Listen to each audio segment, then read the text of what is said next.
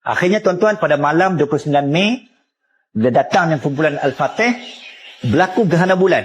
Memang benar, mitos mereka, tuan-tuan mengatakan bahawa mereka akan kalah dan jatuh serta runtuh. Akhirnya tewas kepada tentera, terutama Al-Fatih. Okey, kembali kepada perbincangan ini.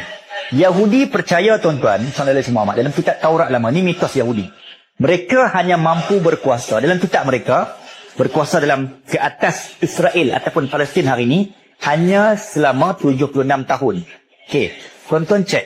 Okey, setelah saya tanya tuan-tuan, bilakah penguasaan dan pendudukan Yahudi, kita kata secara rasminya, ke atas bumi Israel ataupun Palestin?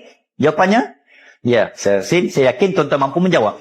1948. Okey, 1948 secara rasminya. Tuan-tuan, 1948, jika dikira 76 years. Okey, kalau kita merujuk kepada tahun hijrah. Sebab kalau disebut dalam kitab Taurat lama ni,